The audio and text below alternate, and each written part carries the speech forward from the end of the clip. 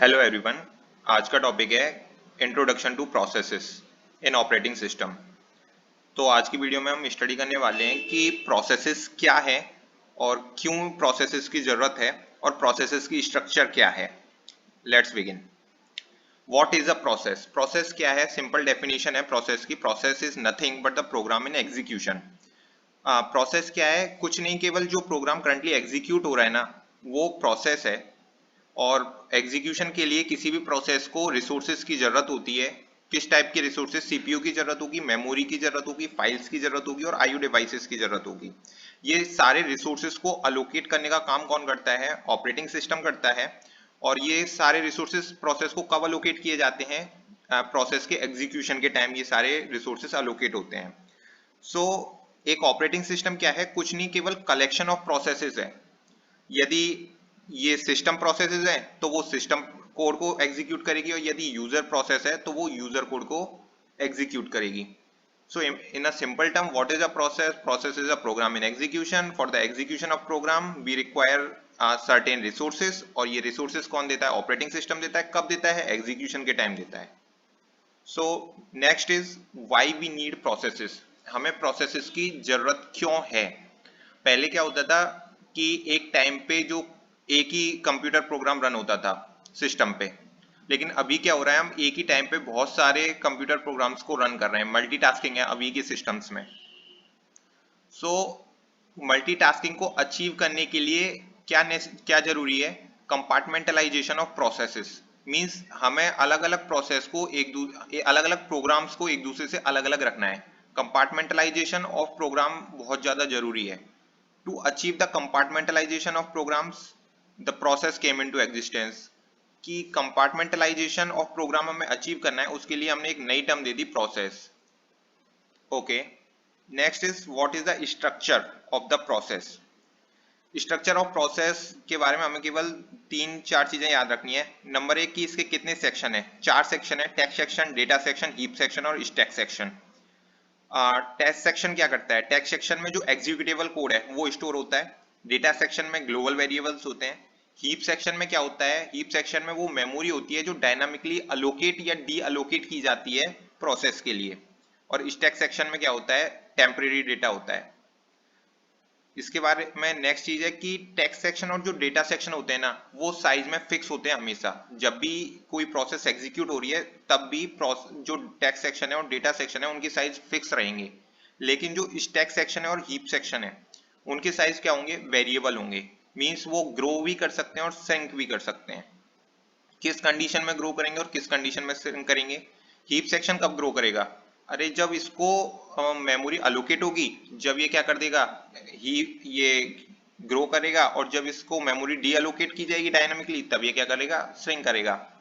और stack section क्या है? स्टैक सेक्शन में जब भी हमने सपोज कोई फंक्शन कॉल हुआ तो फंक्शन में जितने भी पैरामीटर पास हुए, रिटर्न एड्रेस है और जितने भी उसके लोकल वेरिएबल हैं, वो सारे क्या होंगे? एक्टिवेशन रिकॉर्ड में स्टोर हो जाएंगे। और ये जो एक्टिवेशन रिकॉर्ड है हम इसको पुश कर देंगे स्टैक के अंदर। जब हम कोई भी डेटा आइटम स्टैक के अंदर पुश करेंगे तो स्टैक का साइज ग्रो करेगा। सो स्टैक ग्रो करने लग जाएगा। और जब फंक्शन वो रिटर्न करेगा तब ये सारा एक्टिवेशन रिकॉर्ड पॉप आउट हो जाएगा स्टैक से। जब भी हम डेटा स्टैक से ले रहे हैं तो स्टैक का साइज घट जाएगा। तो इस कंडीशन में क्या करेगा? स्टैक श्रिंक करेगा। अभी क्या है कि ये हो सकता है कि जो स्टैक है कि वो भी ग्रो कर रहा है और जो हीप और स्टैक दोनों ही ग्रो कर रहे हैं, तो ये एक दूसरे की तरफ ग्रो करेंगे।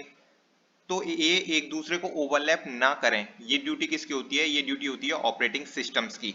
एक बार जस्ट स्टडी कर लेते हैं। The size of the text and the data section are fixed as their sizes do not change during the program run. The stack and the heap section can shrink and grow dynamically during the program execution. ये हम study कर ही चुके हैं। Each time a function is called the activation record. Activation record के अंदर क्या क्या आता है? Return address of the function, parameters and local variables, ये सारे activation record के अंदर आते हैं। और ये किस में स्टोर हो जाते हैं? इसको पुश कर देते हैं हम स्टैक के अंदर। और जब फंक्शन से कंट्रोल बाहर आता है तब ये क्या होता है? एक्टिवेशन रिकॉर्ड पॉप आउट होता है स्टैक से। ये भी हम पहले ही स्टडी कर चुके हैं अभी। The heap will grow as the memory is dynamically allocated and will shrink when the memory is return to the system. That's again simple. Although the stack and the heap section grow towards one another, the operating system must ensure that they do not overlap each other. जो stack section और heap section है वो एक दूसरे की तरफ grow कर सकते हैं लेकिन वो ओवरलैप ना करें. ये किसकी ड्यूटी है? ये ड्यूटी है ऑपरेटिंग सिस्टम की. नाउ एक बहुत ही फेमस क्वेश्चन भी है ये कि are process and program same. Means हम बोलते हैं कि हम कभी प्रोसेस की जगह प्रोग्राम यूज कर लेते हैं, प्रोग्राम की जगह प्रोसेस यूज कर लेते हैं, लेकिन क्या ये रियली में सेम है? नो, ये एक दूसरे के सेम नहीं है. डिफरेंस क्या है? The biggest difference is process क्या होता है? प्रोसेस एक एक्टिव एंटिटी होती है. एक्टिव एंटिटी का मतलब क्या है? एक्टिव एंटिटी का मतलब है कि प्रोसेस के भीतर जो कोड है वो करंटली एग्जीक्यूट हो रहा है. जबकि प्रोग्राम क्या है? प्रोग्राम एक पैसिव एंटिटी है. पैसिव एंटिटी का मतलब क्या है? इसके अंदर जो कोड है अभी वो रन नहीं हो रहा है. अब क्या हम प्रोग्राम को प्रोसेस में कन्वर्ट कर सकते हैं? हाँ, कर सकते हैं. प्रोग्राम हमारा सेकेंडरी मेमोरी में स्टोर है. जब भी इसकी जो एग्जीक्यूटेबल फाइल है हमारी रैम में आएगी तभी हम क्या बोल देंगे? जो प्रोग्राम है प्रोसेस में कन्वर्ट हो गया है. आगे है स्टेट ऑफ द प्रोसेस. ये डायग्राम शो कर रहा है कि एक प्रोसेस की क्या क्या स्टेट हो सकती है ड्यूरिंग इट्स लाइफ साइकिल. जितने भी इलिप्स के अंदर आप देख रहे हैं लाइक ये सारी स्टेट्स हैं और जितने भी एरोज हैं ये शो करते हैं कि कब इन प्रोसेस की जो स्टेट है ट्रांजिशन हो रहा है, कि कब एक स्टेट से दूसरी स्टेट में जा रहा है. सबसे पहले हम देखते हैं न्यू स्टेट. न्यू स्टेट का मतलब क्या है? न्यू स्टेट का मतलब है कि जब भी कोई प्रोसेस को क्रिएट किया गया है तब वो न्यू स्टेट में होगी at the time of creation. Ready state का क्या मतलब है? रेडी स्टेट का मतलब है कि जो प्रोसेस है वो वेट कर रही है सीपीयू अलोकेशन का. ये तैयार है एग्जीक्यूट होने के लिए और जस्ट सीपीयू का वेट कर रही है. जैसे ही इसको सीपीयू मिल जाएगा ये एग्जीक्यूट होना स्टार्ट हो जाएगी. रनिंग का क्या मतलब है? रनिंग का मतलब है कि प्रोसेस को सीपीयू मिल चुका है और अब वो करंटली एग्जीक्यूट कर रही है. वेटिंग. वेटिंग का क्या मतलब है? कि जो प्रोसेस है वो वेट कर रही है किसी इवेंट का होने का. अब वो इवेंट क्या हो सकती है? हो सकता है कि इनपुट आउटपुट डिवाइस का वेट कर रही हो सकता है किसी यूजर से इनपुट लेने का वेट कर रही हो. तो किसी भी तरीके का वेट हो सकता है ये. इसका जस्ट इतना ही मतलब है कि कोई प्रोसेस वेट कर रही है किसी इवेंट के होने का. And termination. टर्मिनेशन का मतलब ये है कि जो प्रोसेस है उसका जो कोड है वो एग्जीक्यूट हो चुका है और अब वो टर्मिनेट हो चुकी है, फिनिश हो चुकी है वो प्रोसेस. ये क्या है? ये डिस्क्रिप्शन है, बस एक बार देख लेते हैं. New, the process is being created. Running, the processes are being executed. Waiting, the process is waiting for some event to occur such as the IO operation. Ready, the process is waiting to be assigned to a processor. And termination, the process finished execution. Means जो process है उसका execution खत्म हो चुका है. Now the one of the important topic is PCB. PCB is what? Process Control Block. Process Control Block क्या है? Basically कोई प्रोसेस कंट्रोल ब्लॉक में क्या होता है कि कुछ एडिशनल इंफॉर्मेशन होती है प्रोसेस से रिलेटेड. अब वो एडिशनल इंफॉर्मेशन क्या है? ये 6 चीजें हैं जो एडिशनल इंफॉर्मेशन है और जो पीसीबी में कंटेन होती है. पीसीबी इस इंफॉर्मेशन को कंटेन करके रखता है. First is process state. Process state means कोई भी जो प्रोसेस है वो करंटली किस स्टेट में है, वो न्यू स्टेट में, रनिंग स्टेट में, वेटिंग स्टेट में या टर्मिनेट हो चुकी है. ये सारी मीन्स करंट प्रोसेस की स्टेट क्या है वो पीसीबी कंटेन करके रखता है. प्रोग्राम काउंटर भी कंटेन करके रखता है. प्रोग्राम काउंटर क्या है? प्रोग्राम काउंटर एक पॉइंटर की तरह है जो क्या है नेक्स्ट इंस्ट्रक्शन का एड्रेस होल्ड करके रखता है जिसको अभी एग्जीक्यूट होना है. मींस नेक्स्ट एग्जीक्यूटेबल इंस्ट्रक्शन का एड्रेस होल्ड करके रखता है program counter. CPU register. CPU register क्या है? जब भी कोई प्रोसेस सीपीयू पे रन हो रही है तो उसके जो सीपीयू के रजिस्टर्स हैं कुछ वैल्यू होल्ड करके रखते हैं रिलेटेड टू दैट प्रोसेस. अब वो सीपीयू रजिस्टर कितने होंगे और किस टाइप के होंगे ये डिपेंड करता है कि कंप्यूटर आर्किटेक्चर क्या है. कंप्यूटर आर्किटेक्चर के हिसाब से ये अलग अलग हो सकते हैं. सीपीयू रजिस्टर्स अलग अलग टाइप के हो सकते हैं. CPU scheduling information. CPU scheduling information भी कंटेन करके रखता है पीसीबी. सीपीयू शेड्यूलिंग इंफॉर्मेशन क्या है आगे हम पढ़ेंगे. सीपीयू शेड्यूलिंग एल्गोज कि कौन सी सीपीयू शेड्यूलिंग एल्गो हम इस्तेमाल कर रहे हैं प्रोसेस को शेड्यूल करने के लिए. सीपीयू से जो शेड्यूलिंग इंफॉर्मेशन है, सीपीयू की शेड्यूलिंग इंफॉर्मेशन वो भी स्टोर करके रखता है PCB. Next is memory management information.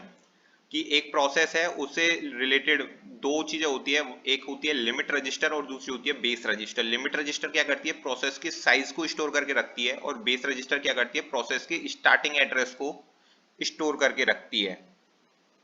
सो इससे रिलेटेड जो लिमिट रजिस्टर और बेस रजिस्टर है, इससे रिलेटेड इंफॉर्मेशन भी पीसीबी में स्टोर होती है। लेकिन ये जो लिमिट रजिस्टर, बेस रजिस्टर और पूरा मेमोरी मैनेजमेंट है, ये हम आगे स्टडी करने वाले हैं इन डिटेल।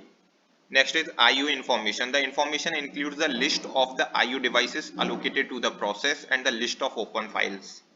Means कि जो प्रोसेस है उसको कौन कौन से इनपुट आउटपुट डिवाइस अलोकेट किए गए हैं, कौन कौन सी फाइल्स ओपन की गई हैं प्रोसेस के द्वारा, ये सारी इंफॉर्मेशन भी कंटेन करके रखता है PCB process control block. So next देखते हैं टाइप ऑफ द प्रोसेसेस। अभी हमने बोला कि एक प्रोसेस इनपुट आउटपुट भी करती है, सीपीयू पे एग्जीक्यूट भी होती है। तो हम क्या बोलते हैं कि प्रोसेसेस को हमने इसी हिसाब से दो पार्ट्स में डिवाइड कर दिया, एक तो है इनपुट आउटपुट और दूसरी है CPU bound processes. CPU bound processes क्या है, सीपीयू बाउंड प्रोसेसेस वो प्रोसेस हैं जो अपना मोस्टली टाइम सीपीयू के साथ स्पेंड करती हैं, सीपीयू ऑपरेशन परफॉर्म करने में स्पेंड करती हैं, वो सीपीयू बाउंड है। और आईओ बाउंड क्या है, जो अपना mostly time input output operation perform करने में स्पेंड करती हैं, वो इनपुट आउटपुट बाउंड प्रोसेसेस है। And next is scheduling Q. What is scheduling Q? Q सभी जानते होंगे, क्यू क्या है, एक डेटा स्ट्रक्चर है फीफो, जिसमें हम बोलते हैं first in first out. Q की एक कैरेक्टरिस्टिक है। तो ओएस में क्या होता है, हमारी बहुत क्यू तो बहुत सारी होती है, लेकिन इंपॉर्टेंट क्यू है रेडी क्यू और वेट क्यू, दो ही हैं ये। रेडी क्यू क्या होती है, रेडी क्यू वो क्यू है जिसके अंदर जो प्रोसेस है वो सीपीयू का वेट कर रही है। मींस वो एग्जीक्यूट होने के लिए तैयार है, केवल वो सीपीयू का वेट कर रही है। जब भी ओएस इसको शेड्यूल करेगी, ये तभी सीपीयू पे अपना एग्जीक्यूशन स्टार्ट कर देगी।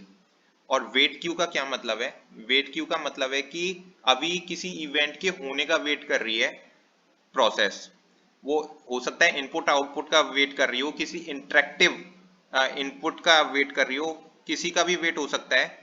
तो वेटिंग क्यू में जो प्रोसेस है वो वेट कर रही है किसी इवेंट के होने का, और रेडी क्यू में जो प्रोसेस है वो वेट कर रही है सीपीयू पे एग्जीक्यूट होने का। अभी ये वाले डायग्राम की तरफ देखते हैं। ये वाला डायग्राम क्या है कि कोई प्रोसेस अभी क्या है, रेडी क्यू में, मींस सीपीयू का वेट कर रही है। अभी उसको सीपीयू मिलता है, यहाँ पे सीपीयू मिलने के बाद इस पे दो चीजें हैं। हो सकता है कि ये अपना एग्जीक्यूशन फिनिश कर ले सीपीयू पे। यदि सीपीयू पे अपना एग्जीक्यूशन फिनिश कर देती है तो यहाँ पे ये क्या हो जाएगी, टर्मिनेट हो जाएगी यहाँ पे। लेकिन हो सकता है कि उससे पहले ही इसको किसी इनपुट आउटपुट की जरूरत हो, तो ये इनपुट आउटपुट रिक्वेस्ट करेगी और इनपुट आउटपुट क्यू में एंटर हो जाएगी। जब इसको इनपुट आउटपुट परफॉर्म कर लेगी तो ये दोबारा किस में आ जाएगी, दोबारा ये रेडी क्यू के अंदर आ जाएगी। लेकिन जब ये दूसरी कंडीशन हो सकती है कि जब ये सीपीयू पे परफॉर्म एग्जीक्यूट हो रही है, तब इसका टाइम स्लाइस एक्सपायर्ड हो गया। अब टाइम स्लाइस एक्सपायर्ड होने का क्या मतलब है, इसका असली मतलब हम स्टडी करेंगे जब हम शेड्यूलिंग एल्गोरिथम पढ़ेंगे। उसके अंदर हम राउंड रॉबिन एल्गोरिथम स्टडी करेंगे। उसमें क्या होता है, हर प्रोसेस के लिए हम एक टाइम क्वांटम अलोकेट कर देते हैं, लाइक 2 मिली सेकेंड की। एक प्रोसेस 2 मिली सेकेंड के लिए एग्जीक्यूट होगी, उसके बाद वो दोबारा रेडी क्यू में चली जाएगी। फिर जब उसका अगली बार टर्न आएगा, फिर वो 2 सेकेंड के लिए एग्जीक्यूट होगी और फिर वो रेडी क्यू में चली जाएगी। उसको बोलते हैं ये राउंड रॉबिन एल्गोरिथम के अंदर है। और ये टाइम स्लाइस एक्सपायर्ड होने पे भी ये क्या है कि दोबारा सीपीयू से कहाँ चली जाएगी, अगेन रेडी क्यू में चली जाएगी। फॉक का चाइल्ड, फॉक क्या होता है, एक फंक्शन होता है। अगली वीडियो में हम स्टडी करेंगे कि फॉक कैसे काम करता है और फॉक के न्यूमेरिकल भी कुछ देखेंगे। फॉक क्या होता है, एक यूनिक्स कमांड है जिसका यूज हम करते हैं एक नई प्रोसेस के क्रिएशन में। जब भी ये सीपीयू पे एग्जीक्यूट हो रही है और इसने फॉक फंक्शन यूज किया है किसी प्रोसेस ने, तो इसने एक नई चाइल्ड प्रोसेस को क्रिएट किया है। तो ये तब तक वेट करेगी जब तक वो चाइल्ड एग्जीक्यूट हो, और उसके बाद दोबारा जब इसका चाइल्ड एग्जीक्यूट हो जाएगा तो ये दोबारा रेडी क्यू में चली जाएगी। और चौथी कंडीशन हो सकती है कि इस पे ये प्रोसेस इंटरप्ट की गई हो, मींस इसको वेट करना पड़ा है किसी भी तरीके से, कोई इवेंट होने का ये वेट कर रही है। इस कंडीशन में क्या होगा, इंटरप्ट होंगे। और ये कैसे इंटरप्ट होंगे, हमेशा सॉफ्टवेयर इंटरप्ट होंगे।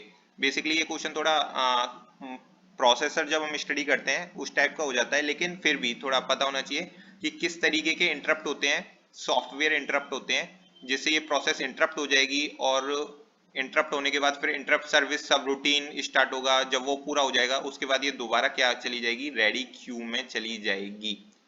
तो रैप अप करते हैं इस वीडियो को, जस्ट देख लेते हैं एक बार कि क्या क्या हमने स्टडी किया है।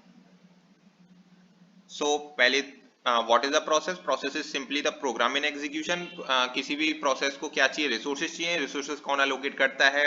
ऑपरेटिंग सिस्टम करता है। कब करता है? एग्जीक्यूशन के टाइम करता है। क्या क्या रिसोर्सेज चाहिए? सीपीयू चाहिए, मेमोरी चाहिए, फाइल्स चाहिए और आईओ डिवाइसेस चाहिए। यदि ये सिस्टम प्रोसेस है तो सिस्टम कोड को एग्जीक्यूट करेगी, और यदि यूजर प्रोसेस है तो यूजर कोड को एग्जीक्यूट करेगी। हमें प्रोसेस की जरूरत क्यों है? To achieve the compartmentalization of programs. Structure of process 4 ही सेक्शन है, text section, data section, heap section और स्टैक सेक्शन।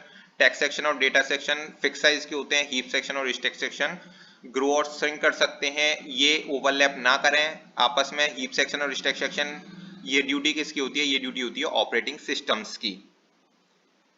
क्या प्रोसेस और प्रोग्राम सेम है? नहीं। क्या डिफरेंस है? प्रोग्राम क्या है? एक पैसिव एंटिटी है, और प्रोसेस क्या है? एक एक्टिव एंटिटी है। स्टेट ऑफ द प्रोसेस, कौन कौन सी स्टेट हो सकती है किसी भी प्रोसेस की? वो न्यू हो सकती है, रेडी हो सकती है, रनिंग, वेटिंग और टर्मिनेटेड। और इनके नेम्स ही बहुत इजी हैं, सो आसानी से हम पता लगा सकते हैं कि किस स्टेट का क्या मतलब है। पीसीबी, पीसीबी क्या है? प्रोसेस कंट्रोल ब्लॉक है। क्या कंटेन करता है? ये additional information related to a specific process को कंटेन करके रखता है। वो एडिशनल इंफॉर्मेशन क्या है? प्रोग्राम काउंटर है, प्रोसेस स्टेट है, सीपीयू रजिस्टर्स हैं, शेड्यूलिंग इंफॉर्मेशन है, मैनेजमेंट, मेमोरी मैनेजमेंट इंफॉर्मेशन है, और आईओ डिवाइसेस का स्टेटस। ये सारी चीजें कौन कंटेन करके रखता है? Process control block. Type of the processes, process IO bound हो सकती है और प्रोसेस सीपीयू बाउंड भी हो सकती है। आईओ बाउंड का क्या मतलब है? कि अपना mostly time input output operation perform करने में स्पेंड कर रही है। और सीपीयू बाउंड का क्या मतलब है? कि ये अपना mostly time CPU operation perform करने में स्पेंड कर रही है।